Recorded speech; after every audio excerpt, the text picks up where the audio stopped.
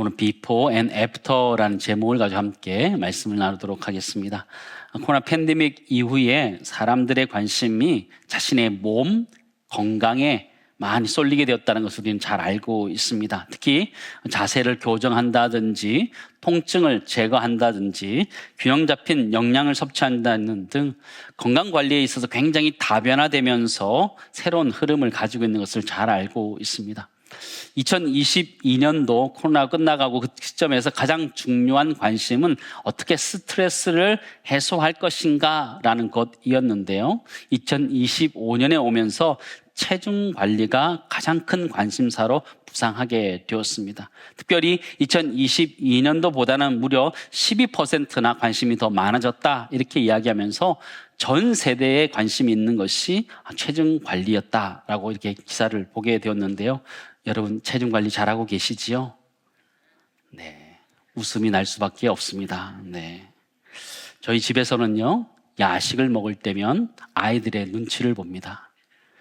내가 내 돈 대고 사 먹는데 부모가 아이들의 눈치를 봅니다. 요즘 아이들은 자기 건강관리를 참 잘하는 것 같습니다. 식단 관리들도 하고 그러는데요. 사실 그럴 수밖에 없는 사회적인 요인도 있어서 사실 안타까움이 좀 있습니다. 그것은 내가 할 수 있는 것, 내가 믿을 수 있는 것, 내가 통제할 수 있는 것이 오로지 자신의 몸 하나이기 때문에 그 몸을 그렇게 관리하는 것이다 라는 것을 알 때 참 이 사회가 참 아프다 이런 생각을 많이 해보게 됩니다. 여러분 아이들의 눈치를 보면서 야식 드십니까? 여러분 그나마 건강한 집인 줄 믿습니다.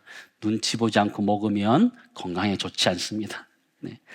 여러분의 비포 애프터는 어떠십니까? 제가 챗GPT에게 비포 앤 애프터 그림을 좀 그려달라 이렇게 요청했습니다. 그랬더니 이렇게 그렸습니다. 운동을 하면 건강해진다 이런 의미를 주면서 피트니스 광고하는 그런 것 같다 이런 생각을 좀 해보게 됐는데요. 가만히 보고 있는데 그림이 틀렸다 생각이 들었습니다. 그렇지 않으세요? 여러분 저 그림이 맞나요? 안 그렇잖아요. 그래서 다시 그려달라, 제대로 그려달라, 솔직하게 그려달라 이랬더니 이렇게 그렸습니다. 예전에는 말랐었는데 지금은 살쪘다 이렇게 하는 거죠. 우리의 인생이 그런 것 같습니다. 우리 인생이 예전에는 참 마르기도 했는데 지금은 후덕해지고 넉넉해지고 그렇게 된 게 우리 인생이 아닌가 그런 생각을 해보게 되는데요. 때때로 우리는 착각 속에 살아가고 있습니다. 비포와 애프터가 이렇게 바뀐 것처럼 우린 바뀌었지만 바뀐지도 모르면서 살아가는 것이 우리 인생 같다라는 생각을 해보게 됩니다. 처음 교회에 오신 분들은 교회에 다니는 사람들이 이 자리에 앉아있는 성도들이 이해가 잘 되지 않을 겁니다. 매 주일 이 시간에 나와서 이 시간 앞에서 예배를 드린다는 것, 그리고 노래를 한다는 것, 또 헌금을 한다는 것 이해가 잘 되지 않을 수 있습니다. 그러나 아까 비포 애프터가 바뀐 것처럼 때로는 우리가 교회 다니는 사람들이 다니지 않는 사람들을 또 안타깝게 여길 수 있다는 생각을 하면서 오늘 본문의 말씀을 좀 들으셨으면 좋겠습니다. 세상에서 가장 위대한 비포 앤 애프터가 있는데 그것은 바로 예수 그리스도를 만난 인생의 변화입니다. 예수 그리스도를 만났을 때 비포 애프터가 생기게 되는 것입니다. 오늘 성경에 등장하는 인물은 바로 사도 바울이라는 사람입니다. 그의 인생은 예수님을 만나기 전 비포와 예수님 만난 이후 애프터로 정확하게 나뉘어져 있습니다. 여러분 역사는 히스토리인데 역사는 BC와 AD로 나눠지고 있습니다. BC는 Before Christ입니다. 예수 그리스도 오기 전 역사를 BC다 이렇게 얘기하고 예수님 온 다음을 AD다 이렇게 얘기합니다. AD는 아노 도미니라는 것인데요. 이거는 주의 때에, 주의 시간에 이런 뜻을 가지고 있습니다. 그러나 인류의 역사라는 것은 예수 그리스도가 오기 전과 후로 나누는 것처럼 이 사도 바울은 자신의 인생을 예수님을 만나기 전과 후로 나누고 있다는 것 기억한다면 우리 인생도 사실은 예수님을 만나기 전과 만난 이후로 구분할 수 있다는 것을 보게 됩니다. 사도 바울의 비포를 먼저 살펴보기 원하는데요. 사도 바울의 비포는 잘 보았다고, 눈이 있어서 잘 보았다고 생각했지만 보지 못하던 사람이 바로 사도 바울이라는 사람이었습니다. 이 사람은 굉장히 신앙이 좋았습니다. 나름대로 신앙이 좋았던 것입니다. 하나님을 경외하는 자였지만 예수 믿는 사람들을 핍박하고 죽이려고 했던 그런 사람이었습니다. 그는 철저한 율법주의자로서 문자 그대로 말씀을 이해하는 자였습니다. 그러기에 예수 믿는 자들을 핍박했던 것입니다. 1절, 2절 말씀 보실까요? 우리 같이 읽겠습니다. 사울이 주의 제자들에 대하여 여전히 위협과 살기가 등등하여 다소 다메섹 여러 회당에 가져갈 공문을 청하니 이는 만일 그 도를 따르는 사람을 만나면 남녀를 막론하고 결박하여 예루살렘으로 잡아오려 함이라. 그죠?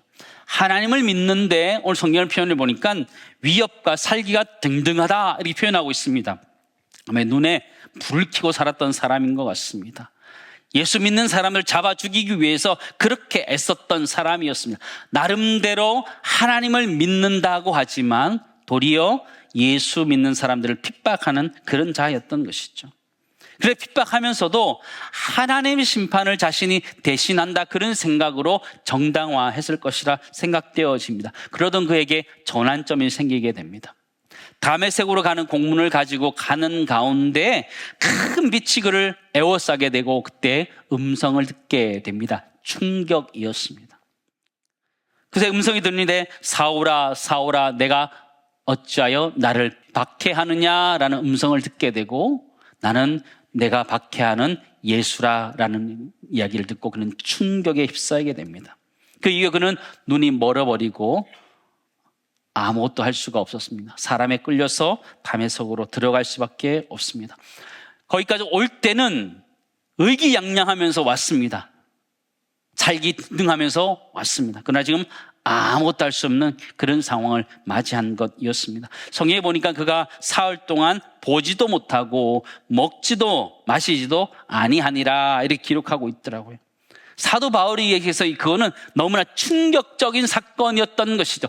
자기의 논리로 자기의 신앙으로 전혀 이해할 수 없는 일들이 일어나 버렸고 그 일을 통하여 예수 그리스도를 만났던 사람이 바로 사도 바울이라는 사람이었습니다. 그 사람을 아무리 논리로 설득하려고 해도 설득되지 않는 그였기에 하나님은 기적적으로 그를 만나 주셨습니다. 그리고 예수 그리스도를 그가 만났던 것이죠. 이전까지 눈을 뜨고 있었지만 예수 그리스도를 발견할 수 없었는데 그는 이 사건을 경험하면서 자신이 눈이 보이지 않는 그때에 예수 그리스도를 깊이 알고 깨닫게 됩니다. 하나님에 대해서 알게 되고 율법에 대해서 알게 되고 예수 그리스도에 대해서 알게 되었습니다. 우리 인생이 그렇다 생각되어집니다. 모든 것이 잘 될 때 하나님을 알고 신앙을 알아가는 것이 아니라 때로는 사업의 실패를 통해서 건강의 어려움을 통해서 하나님을 다시 찾게 되는 경우들을 보게 됩니다. 그럼에도 불구하고 그렇게 만났을 때 우리 인생은 비포와 애프터로 나눌 수 있는 것이죠. 비포 애프터로 나눠질 때 우리의 영적인 눈이 뜨여지는 것입니다. 지금까지 내가 무엇을 잘못 보았는지를 알고 우리의 눈이 교정되는 것을 보게 됩니다. 예수님을 만난 이 사도 바울의 사건을 살펴보기 원하는데요. 예수님을 만나서 그의 시력이 맞춰지게 됩니다. 하나님은 사울을 위해서 한 사람을 보내게 됩니다. 그를 보내서 사울의 머리 위에 손을 얹고 기도하게 됩니다. 17절, 18절 말씀 보실까요? 같이 읽겠습니다. 아나니아가 떠나 그 집에 들어가서 그에게 안수하여 이르되 형제 사울아 주곧 내가 오는 길에서 나타나셨던 예수께서 나를 보내어 너로 다시 보게 하시고 성령으로 충만하게 하신다 하니 즉시 사울의 눈에서 비늘 같은 것이 벗어져 다시 보게 된지라 일어나 세례를 받고 안수하였을 때 그의 눈에서 비늘 같은 것이 벗겨졌습니다. 육신의 눈이 띄어지면서 벗겨진 것이지만 단순히 육신의 눈만 벗겨진 것이 아니라 영적인 눈이 벗겨지면서 육적인 눈이 벗겨진 사건이라는 것이죠. 인생의 초점이 새롭게 맞춰진 것이에요. 예수님을 만나면 관점이 변화되는 줄을 믿습니다. 예수님을 만나면 세상을 보는 시각도 바뀌어지는 거예요. 자기 중심에서 하나님 중심으로 바꿔지게 되고 정죄하던 눈에서 사랑의 눈으로 바뀌게 되고요. 절망의 시선에서 소망의 시선으로 바뀌는 것을 보게 됩니다. 그 순간 세상을 완전히 새롭게 보여지는 것입니다. 같은 하늘인데 훨씬 더 예뻐 보입니다. 예수 그리스도를 만난 사람들은요, 전과 후를 명확하게 압니다. 그 전까지는 그냥 사물처럼 보여지던 것들이요, 예수를 믿고 나면 그것이 살아서 생동감 있게 느끼는 것들을 우리 경험하게 됩니다. 여러분, 밖에 지나가면 나무들이 있는데요, 여러분, 나무들이 어떻게 생겼습니까? 나무들이 다 이렇게 가지를 위로 향하고 있고 이파리를 벌리고 있습니다. 여러분, 왜 그렇게 이파리를 벌리고 있는지 아십니까? 그거는 하늘에서 떨어지는 비를 받기 위한 것입니다. 비 오는 날 여러분 유심히 나무를 한번 보시기 바랍니다. 위에서 비가 떨어지면 그것을 다 받아서 가지를 향해서 쭉 내려가서 뿌리까지 그냥 내려가게 되는 모습을 보게 돼요. 예전에는 관심이 없었는데 예수 믿고 나니까 그게 감동적으로 다가오는 거예요. 다 하나님의 계획하심 가운데 창조되어서 그렇게 사는구나, 그런 생각이 들기도 하면서 어느 날 나무를 바라보는데 이 나무가 손을 들고 하나님 찬양하는 모습 같다, 이런 생각도 해봤습니다. 사람들이 손을 들어서 찬양하는 것처럼 이 나무들도 찬양하는 것 같다, 창조주 되신 하나님을 찬양하는 것 같다, 이런 생각도 해보게 되면서 나의 시각이 변했다는 것을 보게 되는데요. 여러분, 요즘은 이제 기술이 많이 발달되어서 드론 같은 것들이 굉장히 많잖아요. 그래서 드론 전쟁이다 말할 만큼 기술이 많이 발달했는데, 작은 드론 같은 것들이 개발되어서 전쟁에 쓰여지는 것들도 보게 됩니다. 근데 저는 이 드론보다 훨씬 더 강력한 하나님의 창조물을 알고 있습니다. 아주 강력한 창조물인데 바로 똥파리입니다. 예. 저는 이 똥파리를 볼 때마다 너무너무 감동이 되는 거예요. 여러분, 감동이 되세요? 똥파리 보고 감동이 됐어요? 예. 똥파리는 작지 않습니다. 굉장히 큽니다. 그리고 속도가 굉장히 빠릅니다. 잡기 쉽지 않습니다. 예, 잡지 않습니다. 그런데 이 똥파리가 얼마나 세게 달리는지 쫙 달려가다가 벽에 부딪힙니다. 죽습니까? 안 죽습니까? 안 죽습니다. 다시 반대로 쫙 날아갑니다. 부딪힙니다. 죽지 않습니다. 계속 그렇게 날아다니는 거죠. 날아다니는 거죠. 여러분, 드론이 그런 속도로 박았다고 한번 생각해 보시기 바랍니다. 드론 다 깨지고 없습니다. 하나님이 만드신 생명력들이 얼마나 위대한가, 그런 생각들이 좀 들더라고요. 똥파리의 예를 들어서 죄송합니다. 더 좋은 예도 많았을 텐데, 예, 저는 그런 생각이 좀 들어요. 그러니까 하나님의 눈으로 세상을 보면 다르게 보이는 것들이 있더라는 거예요. 지금 전쟁 중에 있습니다. 그죠? 남북이 나눠져 있고, 미국과 중국이 대립관계 속에 있고, 러시아와 우크라이나가 전쟁 가운데 있습니다. 그러나 이건 역시 하나님의 관점으로 보면 하나님이 여전히 다스리고 계시는 줄을 믿습니다. 그렇기 때문에 우리 마음속에 평안을 가질 수 있다는 거죠. 우리 인생이 많이 힘들고 어려운 것 있지요. 현실적으로 변화된 것 없다 할지라도 하나님의 눈으로 우리를 다시 한번 보게 되면 여전히 하나님 우리를 보호하시고 인도하고 계시다는 것을 깨닫게 됩니다. 하나님을 믿으면, 예수 그리스도를 믿으면 비포와 애프터로 나눠지게 된다는 것이죠. 사도 바울은 예수를 믿고 난 다음에 어떻게 변했을까요? 새로운 시력으로 세상을 바라보게 됩니다. 예수를 만난 사울은 이제 완전히 변화된 사람이 됩니다. 그가 예수를 핍박하는 사람, 예수 믿는 사람 핍박하는 사람에서 도리어 예수님을 전하는 사람으로 바뀌게 됩니다. 20절에서 22절 말씀 보실까요? 즉시로 각 회당에서 예수가 하나님의 아들이심을 전파하니 듣는 사람이 다 놀라 말하되 이 사람이 예루살렘에서 이 이름을 부르는 사람을 멸하려던 자가 아니냐, 여기 온 것도 그들을 결박하여 대제사장에게 끌어가고자 함이 아니냐 하더라. 같이 읽습니다. 더더 예수를 그리스도라 증언하여 다메섹에 사는 유대인들을 당혹하게 하니라. 아멘. 사도 바울의 여건은 사실은 다 바뀌지 않았어요. 외적인 거 하나도 바뀐 게 없어요. 그러나 그의 시각이 바뀌어지게 되니까 그가 예수 그리스도를 알게 되고 예수 그리스도를 전했다라는 것이죠. 죄인을 판단하던 눈에서 은혜로 품는 눈으로 바뀌었습니다. 경쟁이 가득했던 그런 눈에서 사랑의 눈으로, 섬긴 눈으로 바뀌었습니다. 자기 기준으로 보았던 것들이 변화되어서 하나님의 관점으로 보는 시각으로 변화되었던 것을 우리는 보게 됩니다. 그는 예수 그리스도를 만남으로 말미암아 그의 인생은 자신의 BC에서 자신의 AD로 바뀌었어요. 그의 인생은 내가 주인인 시간으로 살았지만, 그러니까 예수 그리스도를 만난 다음에 예수 그리스도가 자신의 주인인 시간을 살았어요. 진짜 아노 도미니의 그런 시간을 살았다라는 것이죠. 사랑하는 성도 여러분, 여러분은 지금 어느 시대에 살고 있습니까? BC에 살고 있습니까? AD에 살고 있으십니까?